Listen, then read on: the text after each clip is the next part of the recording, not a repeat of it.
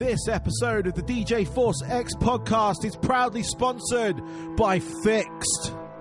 Fixed is a fan and artist-friendly independent record label that specialises in hybrid electronic rock. It's home to the likes of Celduella, Blue Starly, I Will Never Be the Same, Richie Nix, The Algorithm, Voicians, CD Akira, and a whole bunch more. Check out their latest label sampler for just $1 at their official store, fixedstore.com. That's F-I-X-T store.com. Save 10% off your first order by using my coupon code FORCEX. That's F-O-R-C-E-X. They have loads of shirts, hoodies, stickers, posters, and many other accessories for all their artists, and this is available worldwide with fantastic international shipping rates to go with that. So head over to fixedstore.com and check them out. And don't forget, use my coupon code FORCEX.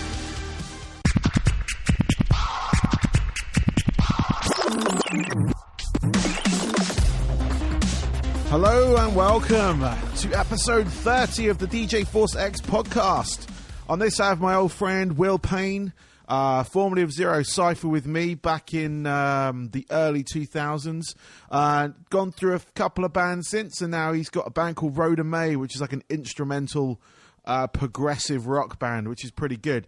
But yeah, we chat about a whole bunch of stuff that's coming up in a moment. As for everything else, thank you for downloading the last one with Matt Rose. Again, all the people downloading, this is great. But if you can leave me some reviews on iTunes, that would be absolutely awesome. Just to up my exposure, if you will, to expose these artists and to expose the podcast and be able to bring in other artists, like different artists, entertainers, things like that. But I got a whole bunch coming up over the next couple of weeks. I'm going to have Seamless. I'm going to have Voicians. I got Hacktivist. And as of recording this particular bit today, I just had one with Riley from the band Thrice, which is huge. I mean, Thrice. It's Thrice, you know. But yeah, without further ado, I'm just going to go into the interview. So please enjoy.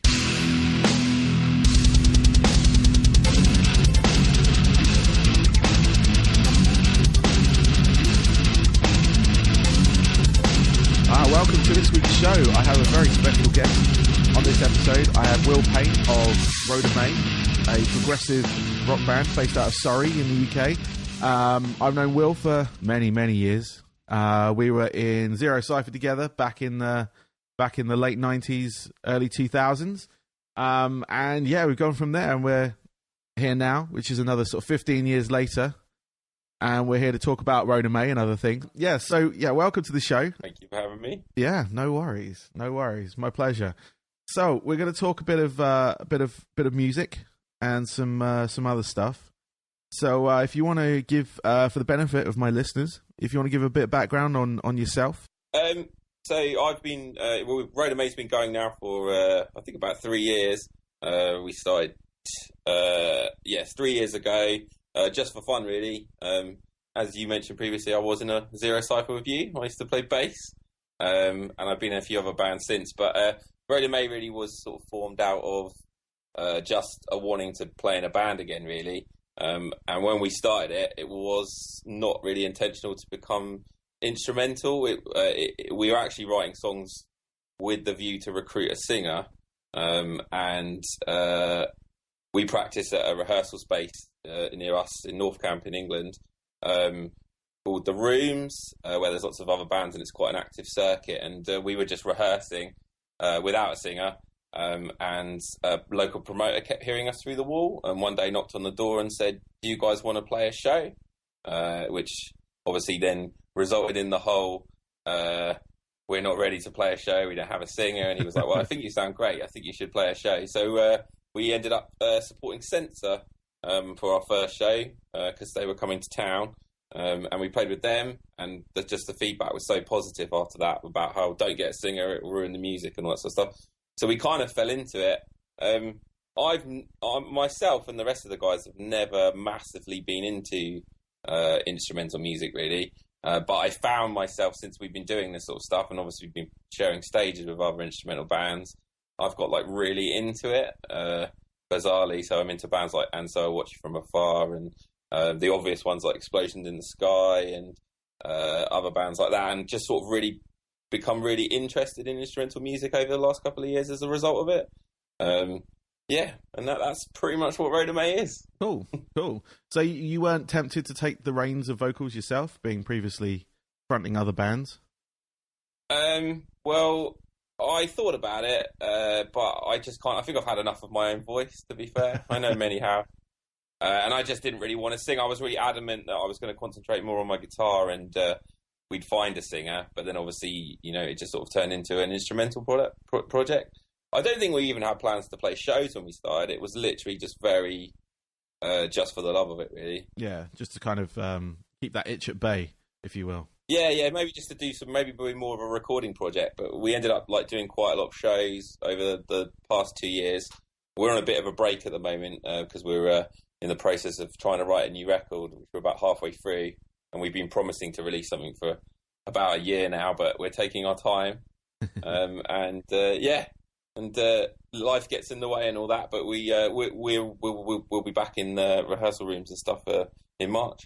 So who else is in the band with you? We've got Mark Sanger, who plays drums, who again was in Zero Cypher. He was wasn't the original drummer. I think I was the original drummer, but he was in Zero Cypher. And he's also been in other bands with me. And then on bass, one of my friends, a guy called Andy Page, who I know you know, B, who was a fan of Zero Cypher back in the day and used to let us sleep on his floor and stuff in Reading. He basically just has always sort of secretly played bass but never really done anything with it, so I kind of bullied him into it a bit, I think. Oh, okay. Cool. And he's turned into a ruddy good bass player, I have to say.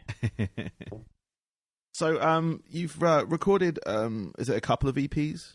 Was it just we did live sessions again, from the sort of emphasis of a band that didn't really know what they were or what they were doing. We literally just wanted to record as quickly as once we started playing shows, we just sort of get in the studio and just knock some stuff out while it's still fresh, and before musicians tend to get sick of their own music quite quickly, so we thought we'd record everything quite quickly. And we did a live session at Stakeout Studios with Jason Wilson, that you'd done Ruben and oh god, I can't remember what else he's done. He's done loads of he's done We Are the Ocean.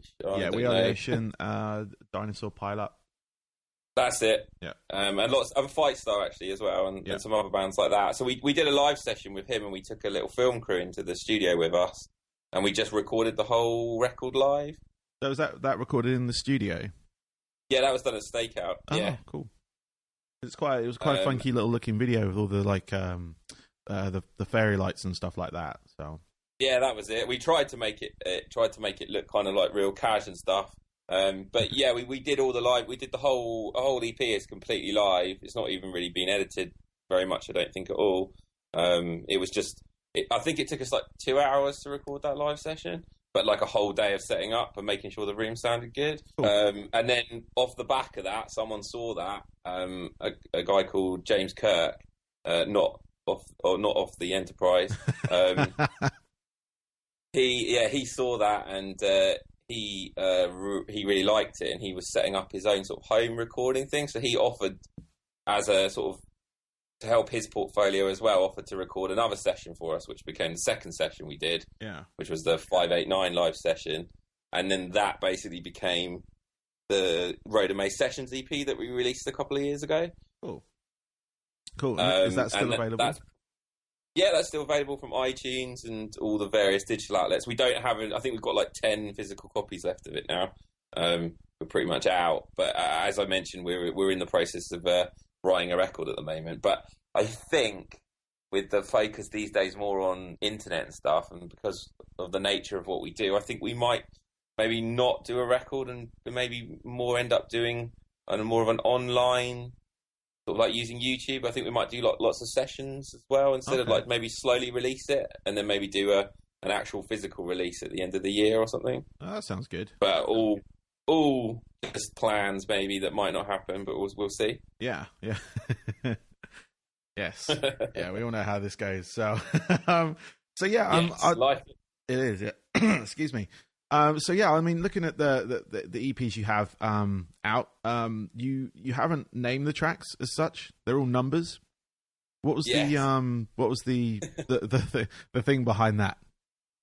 Well, I think everyone thinks, and we have potentially teased people before by saying there's some sort of clever, Tool-esque, some sort of clever, mystical thing about it, but there isn't really. The reason the tracks are numbered was that, as I mentioned previously, when we were recording with the intention of getting a singer, we didn't really want to name any of the songs. Yeah. So we literally just, they're the order they were written in. Oh, fair enough.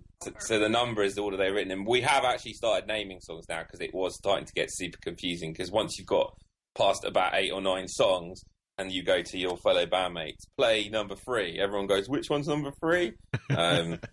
So it became super confusing. Also, when people shouted stuff out of shows to play, we can't even remember what some of the songs were called. So we have started naming them now. Oh, fair enough. But not, they'll stay as they are, those songs. We're kind of leaving them behind now, and we've written a load of new stuff. As I say, also, I think if people listen to the earlier stuff, they'll probably notice the structure of it is a little bit more kind of obviously set up for a singer, whereas the later stuff is obviously not set up for a singer at all. It doesn't really repeat, and it doesn't really have much of a fluid song structure to it in terms of called verse chorus. Yeah, it doesn't really do any of that sort of stuff anymore. But yeah, so that was all the result of the numbering was just a result of no singer and no lyrical content to associate with any of the songs. Yeah, because I was going to say that I was listening to the tracks, and they like you say, the earlier ones they sound like they were set up to have a singer on there, because it did have that kind of definitely that structure to it. But it was again the promoter that asked us to play that censor show. Again, sort of, it was just sort of pushed. We felt like, well, we didn't feel like we were pushed. There was no pressure, but it just felt like, well, we wanted to record, so we recorded. Yeah. I think in retrospect, actually, we probably would have pulled those songs back and probably reworked them a bit, but we're probably going to just keep them as they are for now. Yeah.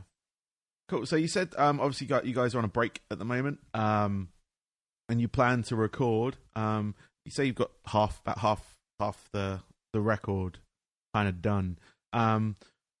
After your break, what's the sort of plan to get back into it? Are you just going to go back to rehearsing, or are you going to try and look for some shows and try and get back in the sort of live circuit? We've just turned down a load of shows, actually, just because we've been literally sitting on the idea of writing a record for ages. And anyone that's been in a band knows that sometimes when you get, like, if you're not at a level where you're clearly doing the whole tour, record sort of routine, it's quite hard to turn shows down when you're sort of trying to get out there.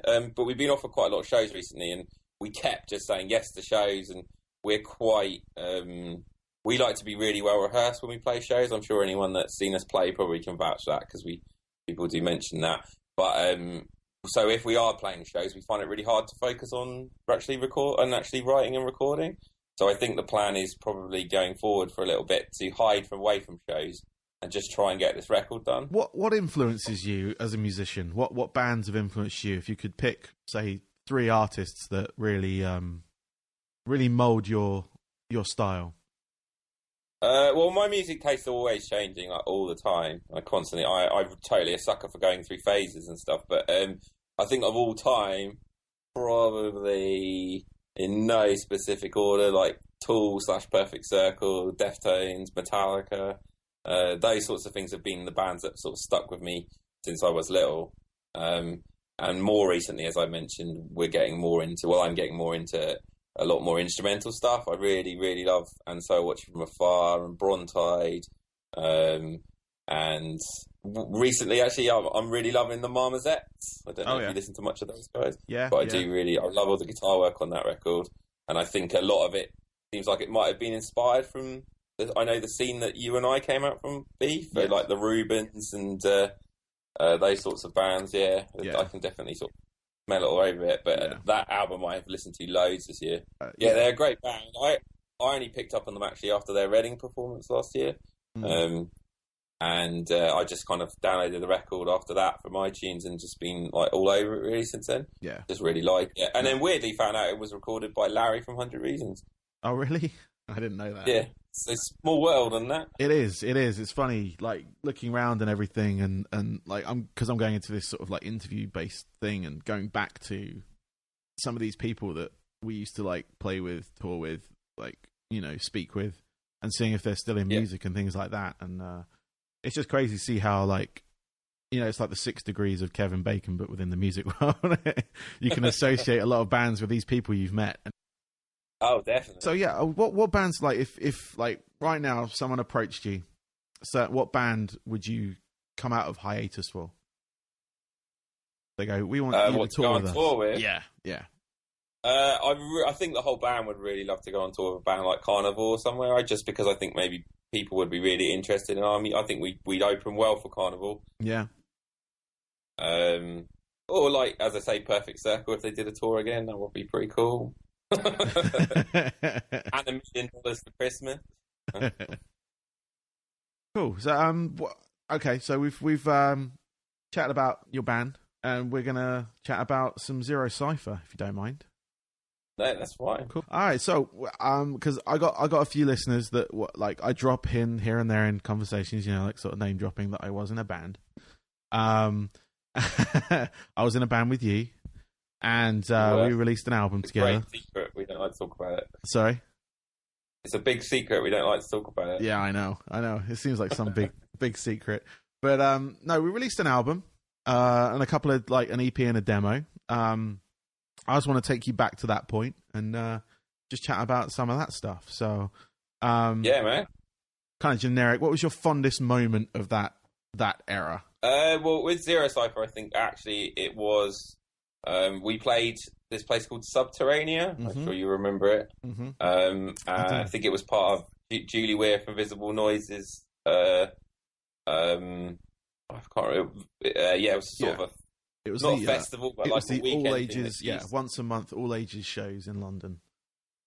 And I just remember playing that show, and it was at the time when we were getting a little bit of a buzz going about us, and it felt like things were super exciting. And I just remember playing that show, and I think we were doing a cover of what was the Earth Tone 9 song we used to cover? Vitriolic HSF. We were doing a cover of that, and I remember kids just stage diving and there being a massive circle pit, and it just felt like that time, when you watched Nirvana videos on VHS when you were a kid and they showed videos of people, jumping into the crowd and it all just being hectic. Yeah. I just remember thinking, oh, this is awesome. Yes. And just that being a real sort of like highlight for me. Not specifically just because the show wasn't the biggest show we'd ever played, but it was just the first time it just felt crazy and fun and really exciting. Yeah. No, that's one of my most like vivid memories. It's the one that I go back to and everyone never says, like I asked you, what was your fondest moment? It was that moment. I think all of us, I can't speak for the other two, but I'm pretty sure that was probably one of the moments of, like you said, it was like everything clicked at the right time and everyone would, like, the buzz was there, the people were there, everyone was going nuts, and it was just like, we were like third on the bill as well, which you don't normally get that kind of reaction, being third on or second. Yeah, it was crazy. But no, I remember that show. I remember I've still got the tour flyer somewhere, or the show flyer, and people still to this day who were there mention that show as like being that's one of the, cool. Obviously like Catbird and stuff like that, but like other people that were there, there was like people I've randomly found that were at that show, and just said, I was there. It was fucking insane. It was good, yeah, really fun. I remember when we were packing up the van and there were loads of kids sort of hanging around and just everyone seemed excited. Yeah, it did feel like when you're young and you're in real young and you're in a band, you're starting to play those London shows and stuff, but they're busy London shows. It just was super exciting. Yes, yeah, none of those like two people in some back ass bar in not like London. driving 500 miles to play to two people. No. What was that one? That was Lancaster, wasn't it? Potentially, I think there were a few. I've done that a few times since. That was like I think that was one of my first shows with you guys. Not the first show. The first show was the Westie, but the one at what was it called? The Alex. It was somewhere like in Manchester or but something, we all like got into your car and drove all the way to Lancaster, played this pub. I don't actually remember much of the show, and then we drove home afterwards. So this is like... I just remember everyone being asleep and me feeling really ill. Yeah. I think that's all I remember. I think that's why I don't remember the show, because I think I just passed out in the back of your car. But it was just one of those things where it was like, I can't remember half the journey, so I must have been asleep. But the fact of being 5 hours in a small, I think it was your Mazda. Yeah, we were borrowing equipment, so we didn't have to take a van or anything. Yeah, I remember. Yeah, but it was that one was tough on the legs. And they got our name wrong on the poster. Oh yeah, yeah, Zero Kipper. Yeah, I think it was one of those. Oh wow. Yeah, yeah. It's weird. Like I tend to remember the whole Zero Cypher thing, like just all the real fun stuff. Yeah. Because a majority of it was fun. It was. Apart from maybe potentially when we recorded those 30 songs for the second record, it started to grill a bit. Yes, yeah, it was a bit much at that point. Do you still got those demos of those 30 songs? Because I was trying to find it a while ago. I think there is a stack of CDs back in England, like CDRs. I know I did. There were some cool riffs on some of that stuff. Some of the stuff you guys I don't think used, because you didn't obviously use all of it. But, no. No, yeah, I remember there being some super cool stuff on there. Yeah, no, there was some good stuff, because I was trying to find like just sort of like demos, B-sides that weren't released at one point, and just sticking them online, because it's kind of like there's no point trying to sell anything because no one's going to buy anything, so just give the shit away for free. Not in this world. No. But yeah, no, there is a bunch of stuff. I've got a whole like spindle of CDRs of demos, and semi-mixed tracks that like all the ideas that we all came up with, I think. It was I remember it being winter when we just spent all our time writing, like twice a week, quite intensely. And then recording in that really cold barn in the middle of Crondall. Yeah. That can take it out of you. I know it kind of, was horrible, yeah. It can give you a rawness, but at some point, there is the comfort of a studio. Oh, definitely. So, there was always an underlining coldness about recording where your bones ached a bit when we were doing all the Zero Sub stuff.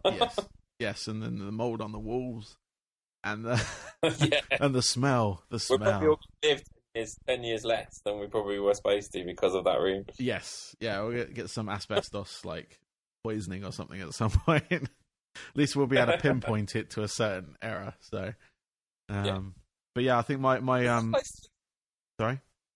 Does that place still exist? I don't know.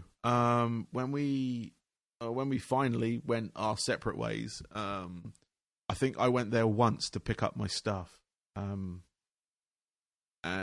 it was still up then. But I've never been past it since. I drove past it like recently just to show someone where we used to rehearse, and you can't even drive down that little road now because there's like a big surgery on the corner. Oh really? Oh yeah, his dad built the surgery at the end of his driveway. Yeah, that was it. That makes sense. But down, it was still there though when that was open. But I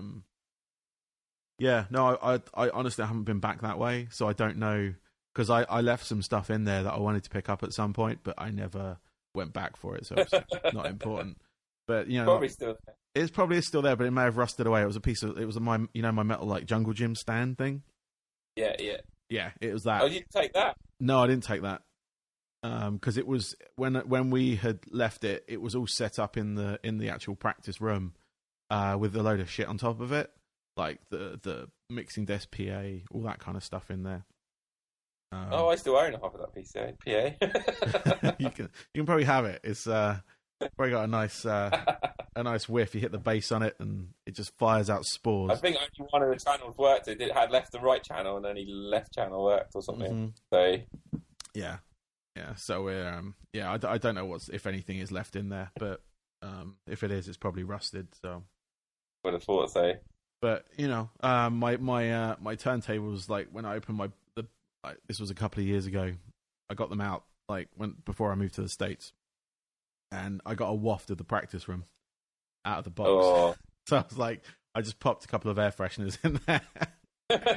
closed it back up, and that seemed to have like Febrezed it, and that seemed to have eliminated it. So it definitely had a certain dank. it did, and then but it was cheaper than the dank Barney. the dank was part of the record. You know it was. Yeah.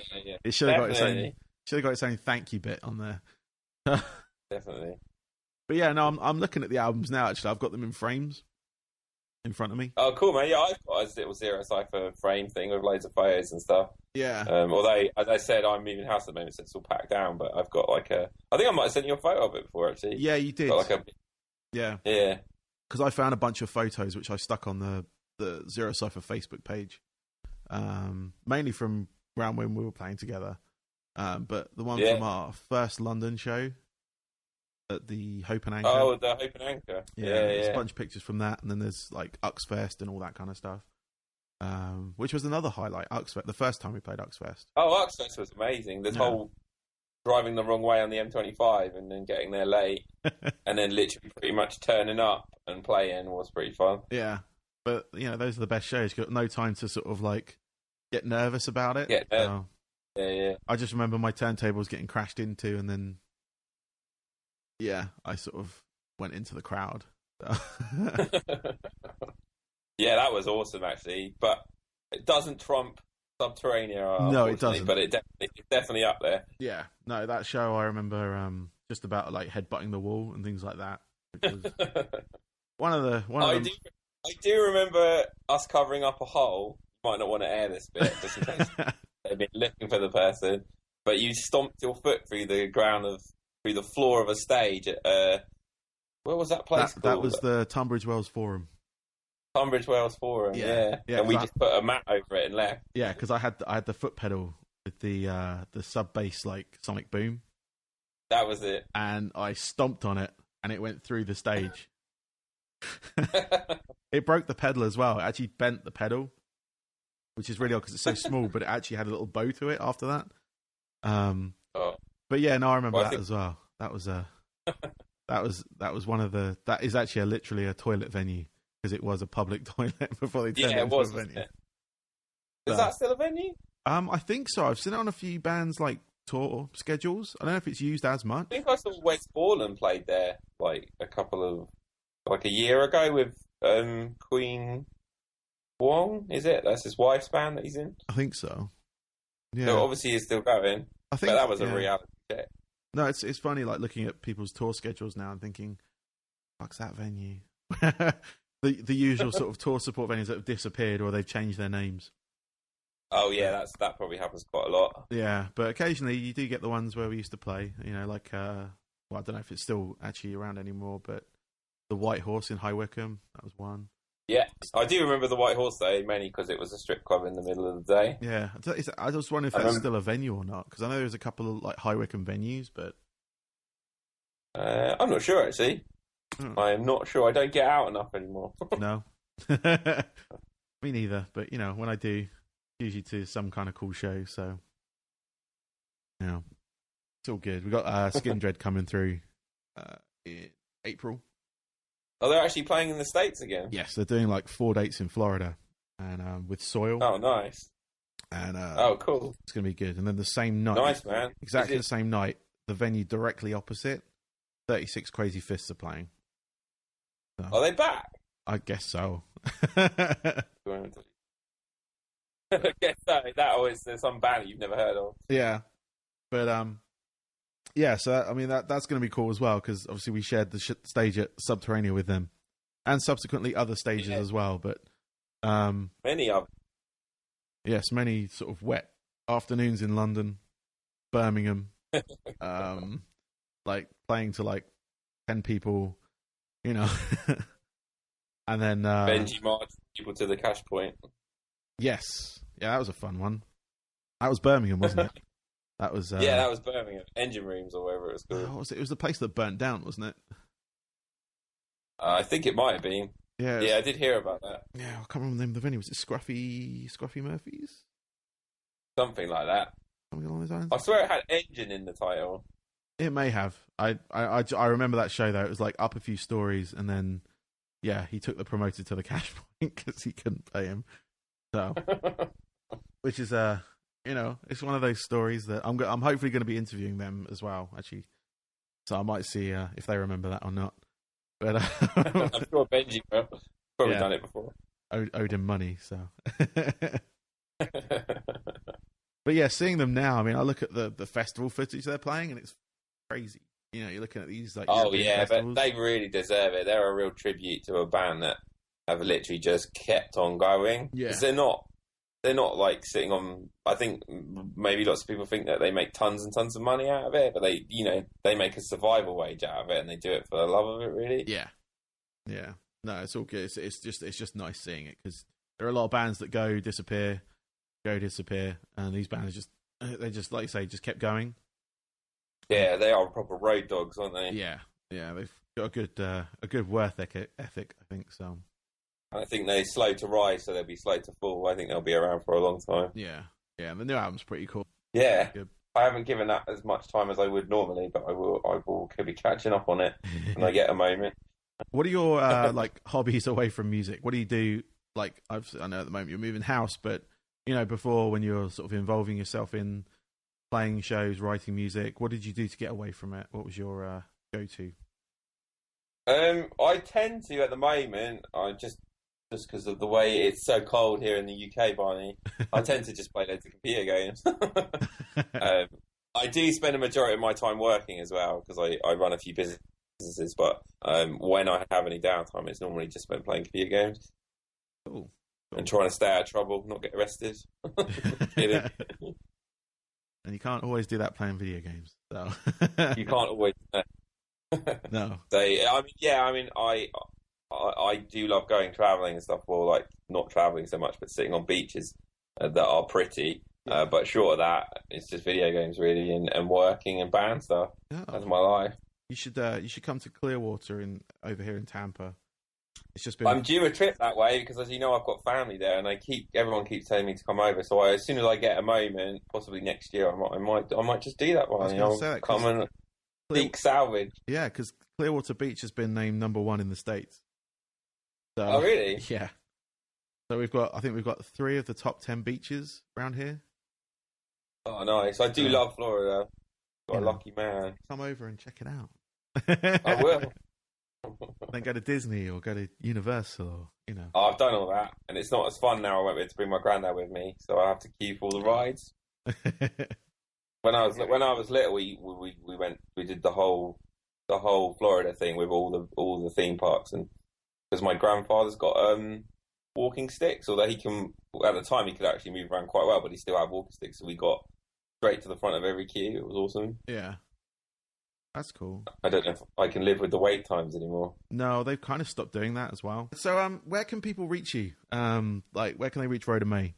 What social medias do you have? You can find us everywhere. I think if you can't find it as Rhoda May, spelled RHODA May, then it will be Rhoda May Band, and that pretty much on Twitter, Facebook, SoundCloud, Last FM, those sorts of places. You'll be able to find us. There aren't any other bands called Rhoda May. Actually, I was going to ask, what's the story behind the name? Well, the name's actually funny. Coming back to that first show I told you about, where the promoter knocked on the door, and we got offered a show, and the show was in like a week, and we didn't even have a name either. Yeah. And I've always loved names like Norma Jean, like just sort of a name, because it doesn't mean anything. It doesn't have any preconceptions if it's just a name. Yeah. Started having a look at old like 50s, 60s actors and actresses, and we came across someone called Rhoda May. Okay. And so I texted the guys, and they thought it sounded too sassy, Rhoda May, like she'd have her own TV show. Yeah. And so everyone was like, "What about Rhoda May?" And then we all liked it. Although some people have said it sounds like a boat, which I don't know. But I quite liked it, so that's why it stuck. Yeah, no, it works. It's like it's kind of nondescript in that like kind of. That was the plan, yeah. Because like Norma Jean, when you hear, I know obviously everyone knows well, not everyone, but most people who are into this sort of music know what Norma Jean sound like. But when you hear Norma Jean, you can't think, what kind of band is it? It doesn't say anything about the band at all. Yeah, exactly. Yeah, no, it works. Cool. All right, man. Well, thank you again for your time. That's all right. Sorry for my terrible interviewing skills. Don't worry about it. I'll bring you. We'll bring you back in when you've got like the album underway. Yeah, as I say, when we've got a record to promote, we'll be a lot more focused at the moment. We're in a bit of a dabble. Cool, but currently. I mean, at this point, people can check out what you've already got out there. It's available across all the. There's tons of stuff online, tons of videos. Like on our YouTube, like there's loads of stuff, and I think we might actually, once we get back into the rehearsal, we might release some of the sessions we did just before Christmas, before we wrapped up. Cool. So keep an eye out. Yeah. So people go to rhodamay.com. Rhodamay.com is probably the quickest way to get to everything else. Yeah, I was going to say there's the links from there. But if you've got Spotify, Apple Music, type that into the search engine there. It's available on there. And yeah, enjoy it. And then keep bugging them until they get something out, something new. Thanks, Steve. All right, man. Well, thank you very much, and I'll speak to you soon, man. We'll play some Rocket League. We will indeed. Cool, man. Thank you. All right, man. Catch you later. Thank you. Bye. So there we have it. Come to the end of episode 30. Thank you again for listening. I hope you enjoyed it. Go check out Rhoda May, rhodamay.com. They're on all the social medias, all the YouTube, all that kind of stuff. But go check them out. Since recording that, this was recorded about a month and a half ago, they have started actively going about doing some shows. So check out the website for the latest ones. I know they've just played one, but I'm sure they're going to announce a couple soon, maybe a recording or two. Go check them out. Let me know what you think of them as well. Let them know what you think of them. 5-star reviews, 4-star reviews even, anything like that. If you can do that, just log into your iTunes or Stitcher or whatever else you're using, Deezer. I know there's hundreds of these things that you use to listen to these podcasts. Even message me on Twitter at DJForceX. Easy as that. At DJForceX. You can find me on Facebook as well. Facebook.com/DJForceX. Pretty much all my social media is just that tag. I've tried to get it all that way. I've got a YouTube channel if you want to take a look at that. It's got some old live videos of Zero Cypher on there. A couple of covers we've done. Some B-sides. All that kind of stuff on there. I'm going to start hopefully adding a bit more content if I can find it. Like I discussed with Will in that interview, I do have like a spindle of CDRs of just stuff. So I'm going to go through that. And try and find out if any of that's going to be any good to actually put up and publish. Even though we've been long gone for a while, still a bit picky about what goes out there. But, we got our albums there on iTunes, Apple Music, Spotify, all that kind of stuff. So you can check us out on there. The first album that Will was on was 45 Minutes of Fairy Tale Endings. We since split away from Mark and Will between that album and the second one, but Will was part of the writing process, and Mark, part of the writing process for the second one, where we just demoed, as we said in the interview, just kind of reiterating. Check out 45 Minutes of Fairy Tale Endings. Check out 45 RPM as well, which was attached to that. It's just 3 tracks. And that's actually, I was going to mention that in the thing, but that's actually my favorite release we've done, was like one of the first. I don't know, just still kind of stands up today. It's quite a kick to it. But yeah, tracks Last September, Think You Know, and Filth. Those 3 tracks were on an EP or a single, whatever you want to call it. But it was a separate CD with the album. Check that out. And let me know what you think. That's all. Let me know what you think. And until next time, this is DJ Force X out.